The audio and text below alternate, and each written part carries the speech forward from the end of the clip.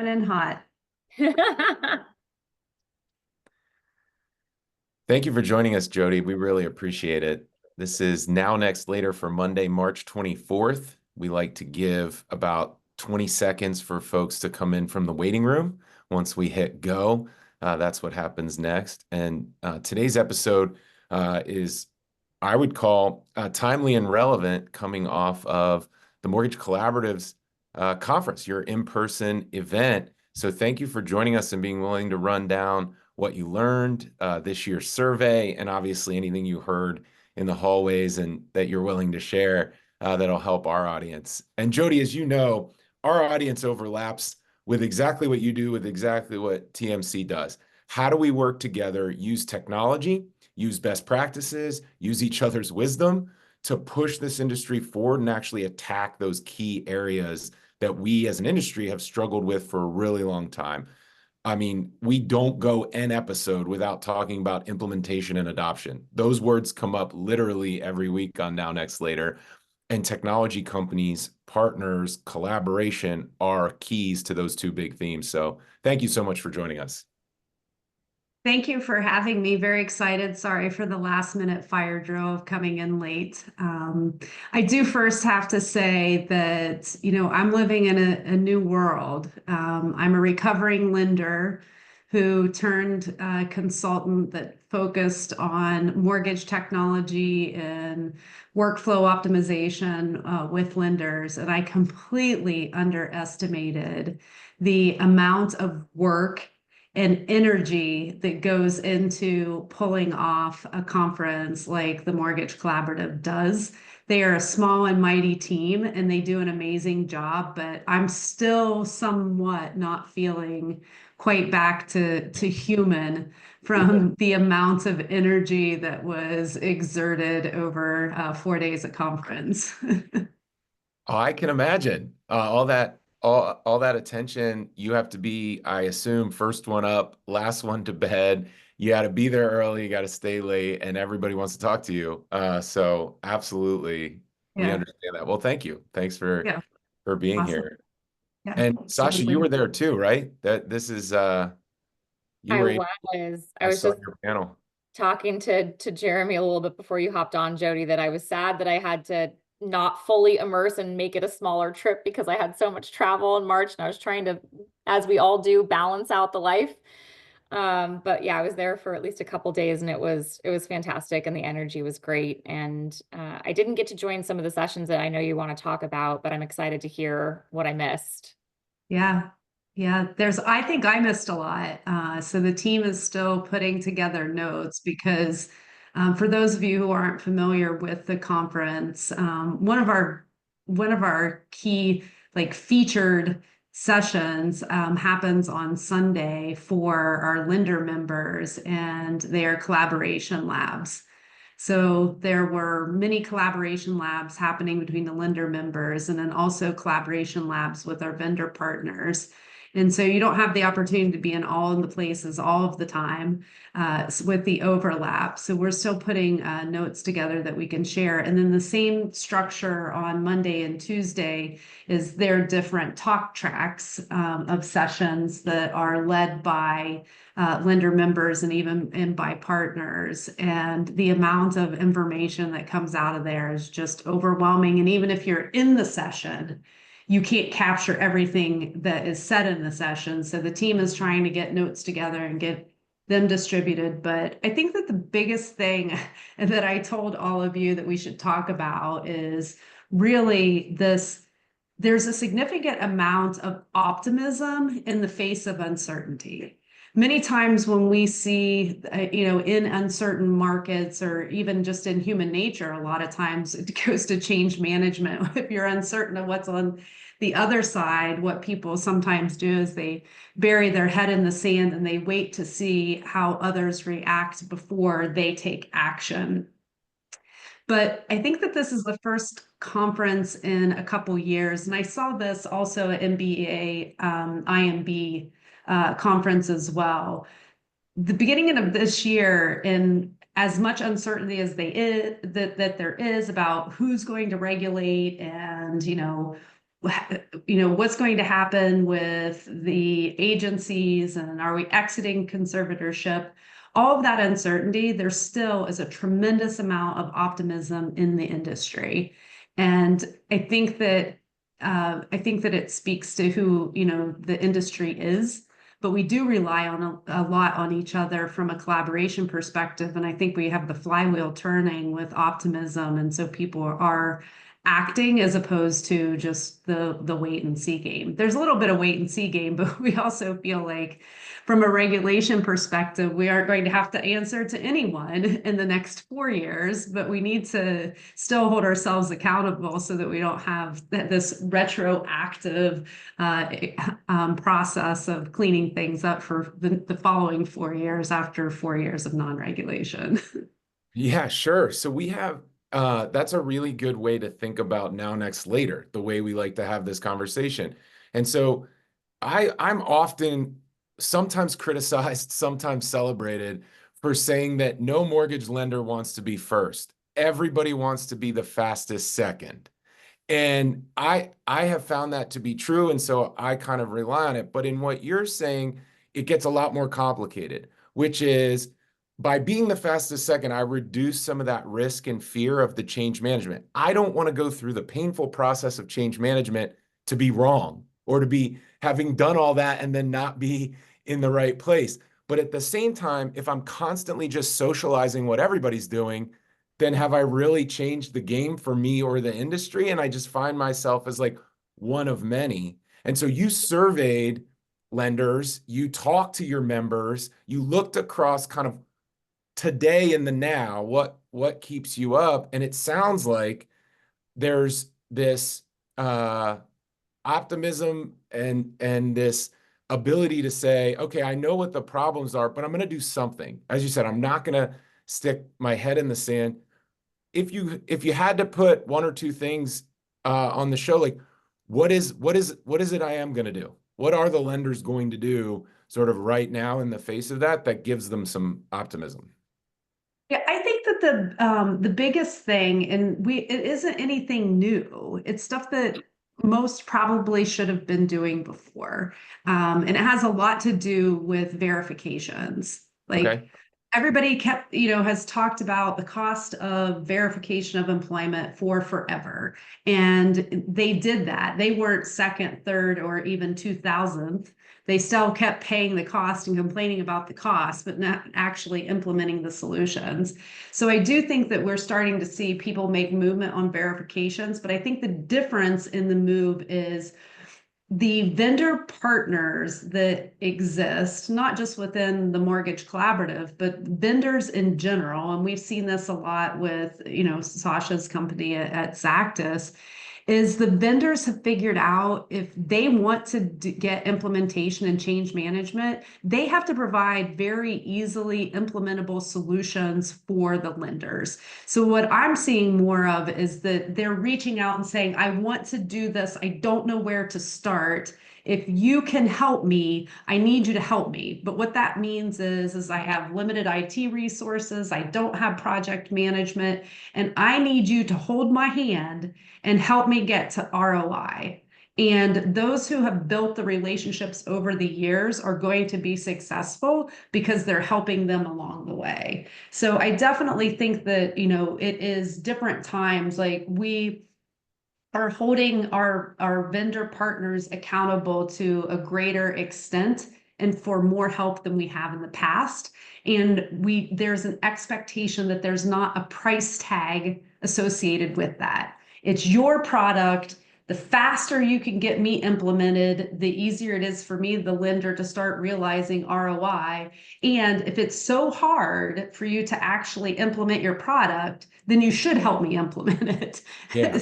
If it's not intuitive enough to flip it on. So I do see some more outreach. I've heard people say in the past, especially with our smaller lenders, like, I don't even know where to start. And I think that piece of the equation is starting to disappear. People do know where to start and they do know where to get help. And the vendors they're not saturated with so much business that they can't help. So they are able to use that energy to help with customer success. So that is, one large area.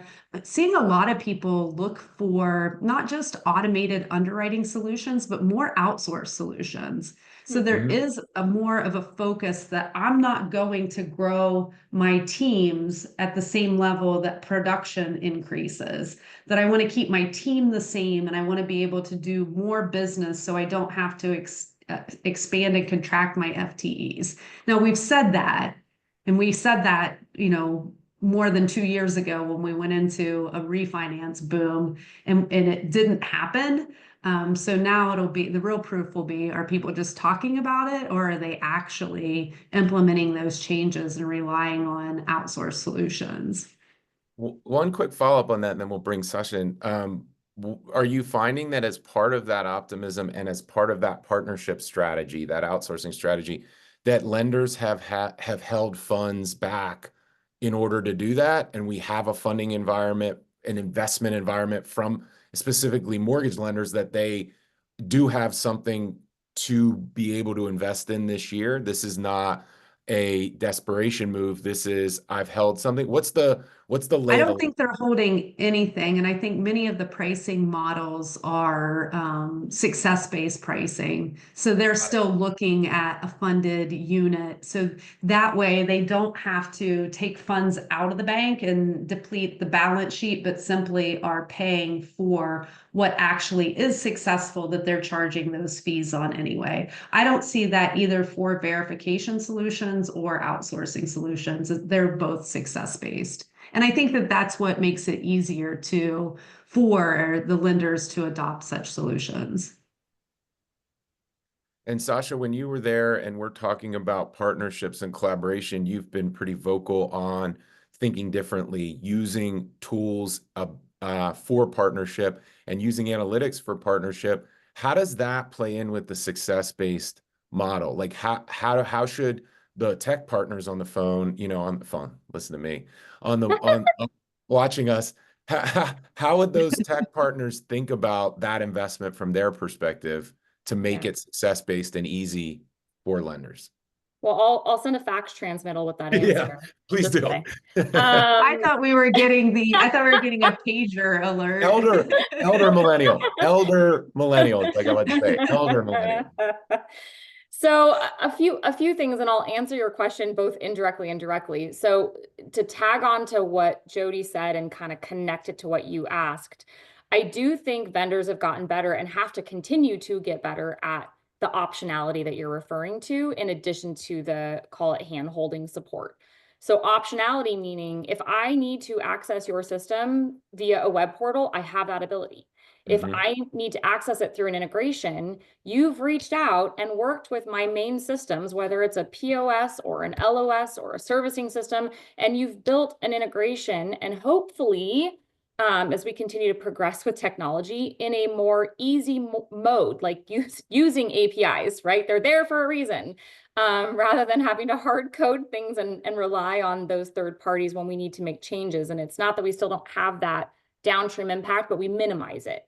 And we talk about it a lot in tech as like the friction, like how do we get the friction out of the workflow so that lenders can just move through the process more seamlessly when it comes to technology. And so I do think, for the vendors on the call, continue to offer that. I know that there is always, we have to make money too, and there's always the competitive nature. I get it, but like, go compete on being a good partner. Don't compete on holding back and not providing the optionality the lender needs. That is not the strategy to win. I think it's backfiring on some, and I think it will continue to. And I am very vocal and passionate, as Jeremy knows, about this, because I want our ecosystem to work better together. And I think you can still do that and still be competitive, whether you're a lender, a vendor partner, otherwise. On the data and analytics side, we joke at Zactus, and I'm sure other companies that work with data do the same. It's like, use data to not use data, right? Like, the data should be working for you. We should be at a point now that we have enough technology, whether it's through automation, AI, machine learning, et cetera. Yes, there's still a lot to build and learn, but there's enough there that we can start to use it to look at what the data is telling you so that you can use your data better and not be wasteful and then consuming it when you don't need to and spending money on it when you don't need to. And I think that, you know, that I can't control interest rates. No one else can. I can't control inventory. I can't control a lot of aspects of your profitability, but I can help you take waste and cost out of a loan production.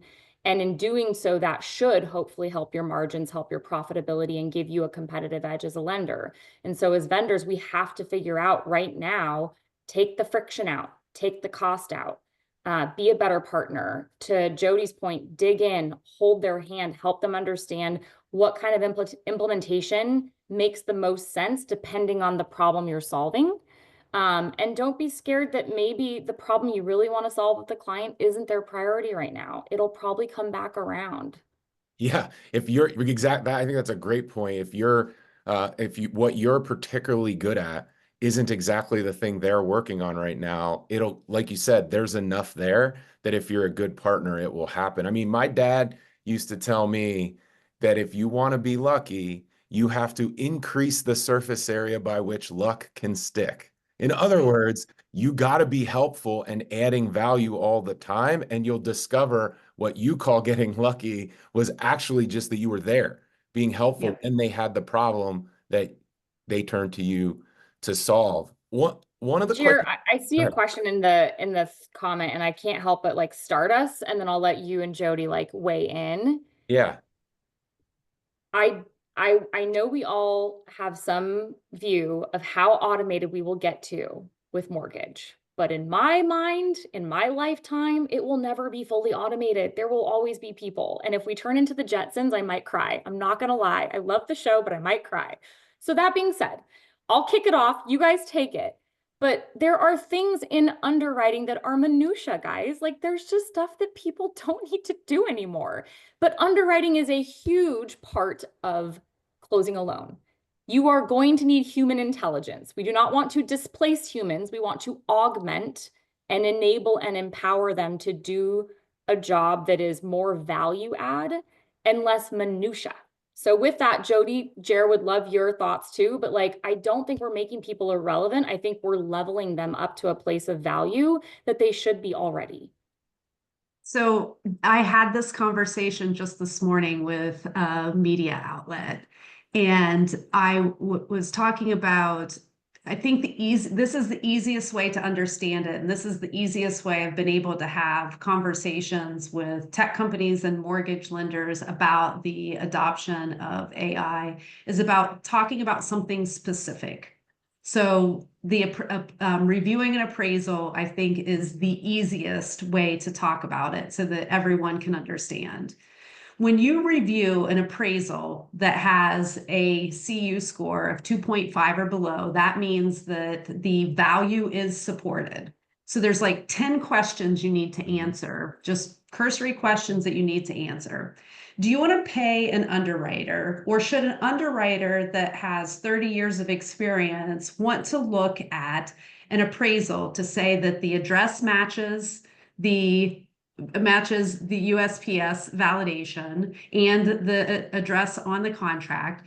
Do they want to, or should they have to look to say that the seller matches, the seller on the contract matches title? Should they have to say whether the property is fee simple or leasehold? Should they have to look to see what the condition score of the appraisal is? Those are all things that should be answered by your data point and answering specific questions, match questions. And what they should be looking at is, what are the value adjustments based on the characteristics of the property to get to that score? On a 2.5 or below CU score, it doesn't matter because you have validation of what the value is. But they do need to read through and see, is there deferred maintenance that could cause an issue that maybe the technology doesn't pick up, answering that there's a leaky roof or a leaky foundation, or looking at the pictures and seeing that, you know, a meteor hit the roof and there's a big hole in it. Like, although you would argue that AI can do that, but my point being is, don't use humans to look at such minute task that aren't going to matter in the end, have them work on the things that are going to be impactful. And I would think, as a purpose-driven person and wanting to feel productive, that those are the things that you should be looking on, and a person shouldn't be replaced for those, nor should they be replaced in areas, loan officers and developing relationships and being a trusted advisor in the loan transaction. AI should never replace that. And, anything that takes emotion, empathy should never be replaced by a machine. So unfortunately, Rosie can only make dinner. She can't talk you off the ledge of stress. Yeah, I think we've been looking for ways to partner and outsource in a variety of forms and fashions, and AI is just going to become another one. And what I mean by that is just like a better, more efficient outsourcing solution. And frankly, I actually think it won't be lenders that use and perfect AI. I actually think they're going to use it the same way that, let's say, whenever the time frame was that offshoring became a potential savings for certain people who chose that as an option. I think AI is going to step in largely the same way, just maybe more effective, efficient, and customizable than other platforms, but effectively used that way. And I think that's okay. The other thing I often say, since very early in my career at Rocket, I was tagged always whenever I collaborated with the industry with like, oh, you're trying to put all of us out of a job.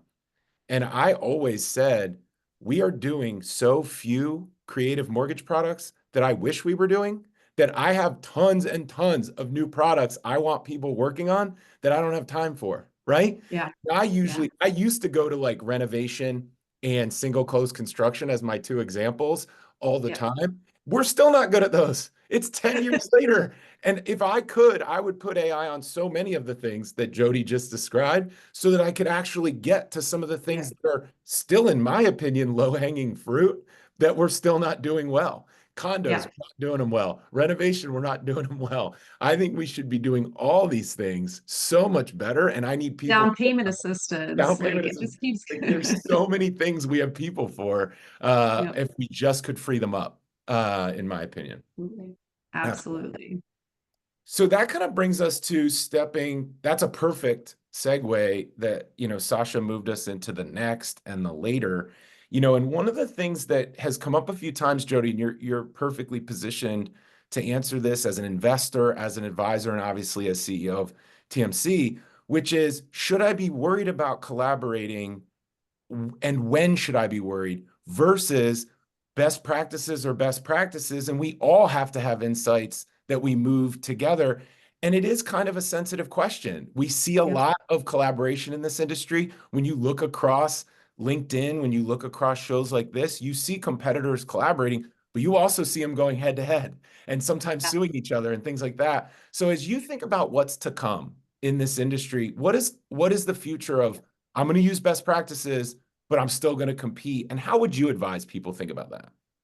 So I'm going to answer this from two different sides. I'm going to first answer this as a lender. I never worried about sharing information as a lender because I believe that I would outwork and out persevere anyone. And the teams that I had amassed would do the same. So I was always willing to, even sometimes to the founders of the company's dismay, but it's like I never worried about sharing information, because just because you have information doesn't mean you can do it. And even if you can do it, it doesn't mean that you can do it well. So I always felt like I could like outrun whoever it was that I was competing against in sharing information. Then on the vendor side, and that's sharing information. I mean, your competition could be large lenders that you're looking to work with that take the ideas and then they become their own proprietary products.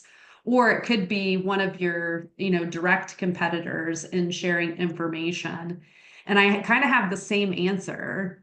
Like, we should be working toward, and I do think that I'm in a unique position because I don't have to be in a position that I have to like immediately win.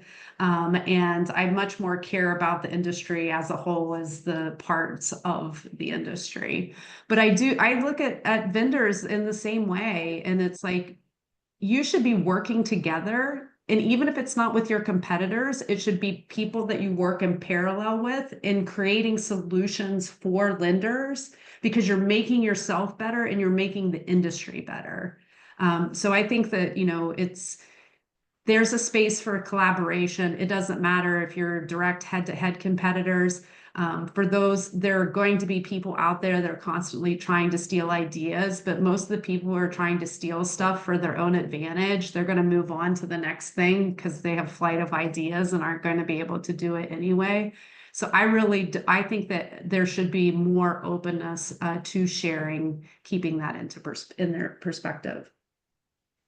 And Sasha, if you don't mind, I'd kind of be curious, like, did you see anything at the TMC event, or are you seeing anything in real time that you would identify as like, here's a couple of examples how things are changing already. Things are different in this regard. And so I can, as a lender watching this, plan on this for the next, 12 to 18 months of my strategic planning. I think it's not necessarily new right this moment, but has been growing over the last few years. You're going to see more in the vendor space, technology providers that both have to partner and compete at the same time. Mm-hmm. And that's just going to continue to grow. And so we are doing our best to play nice with one another. As you have humans in your lending organizations, we too actually have humans in our technology organizations. I am not AI generated. And, humans are humans and we have emotions and we don't all play nice in the sandbox together. So you'll get some nice and some not so nice. But I do think that you can expect to see more understanding and a head nod to, look, I might do X really well, but I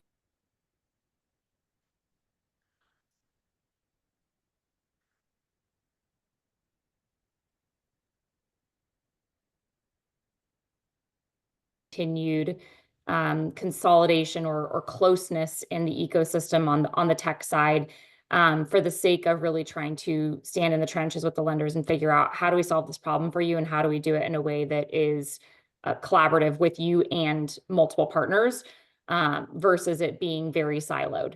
And I think at TMC we saw a lot of sessions that leaned into that, because look, we rise together and it takes a village, and we are in a year that will see improvement. We have seen the improvement, but it's not an upcycle. And so, it's a scenario where now is the time to lean into that and build some muscle memory so that when the upcycle does come and we're all profitable and happy and we forget our ways and we go back to our comfort zones, and maybe we don't go back so far, and we're able to continue and carry forward, really putting what's best for our consumers and our lenders at the forefront of everything we do. Yeah, I love it. I mean, you just reminded me of a couple of things. Like, I thought of one outside of our industry and one inside of our industry, which is in retail. A lot of people, even designer brands now, are like, I'm going to sell my stuff on Amazon right next to my website and right next to my Instagram campaign. And so I'm going to use every channel. Even though I compete with Amazon, I'm going to use it. And if I can use it, I'll use it separately from my social campaign or separately from my storefront. Similarly, I think that's the rocket story from these most recent weeks, right?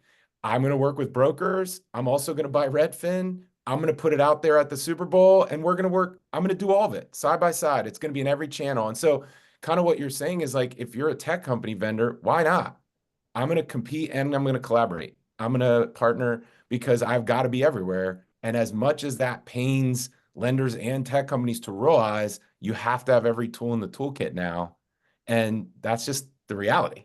So, Jodi, we want to give you the last word. This has been an amazing conversation. We have great chat going on. I honestly could do this for another hour easily. So we'll have to have you back. But we've talked a little bit about the change management and the now verifications and efficiency. We've talked a little bit about AI and partnering. I guess I'll put it to you this way, open-ended. what is the later that gets you the most excited? Are you seeing anything we didn't mention? Is it AI? What is it that is coming that you think, oh man, later this year or a year from now, this is exactly what we're going to be talking about? So that far into the future, my crystal ball isn't working. I think I do think, and what excites me the most are seeing vendors partner with each other at a level. And like, Sasha said, I hope that when we get busy, it doesn't go back to that. But we have to realize that this is a very large industry. And, Sasha might not have, the same appetite as Jeremy has. And so there's a place for all of us, but I think that we are all better together. And through collaboration, we're going to push the industry forward. I hope that goes into creating a much less expensive cost to originate and a more commoditized product for the consumers and driving down costs. But I definitely think that we just need to keep going on the collaboration. That includes trade organizations, and there's room for all of us, and we can all help mold the industry. And we need to see that collaboration throughout the entire mortgage ecosystem. Well, that's a great theme for Now Next Later. We have a lot of folks watching this that are in that exact camp right now, trying to decide, feeling that uncertainty, but also feeling that optimism. So thank you for putting it so eloquently. Thank you everyone for joining us. Again, we're definitely going to have Jodi back. Sasha, I appreciate setting this up. And Jodi, thanks for being here. Thank you both. Thank Be you. well. Have a great Take week. care. You too. Bye. Bye.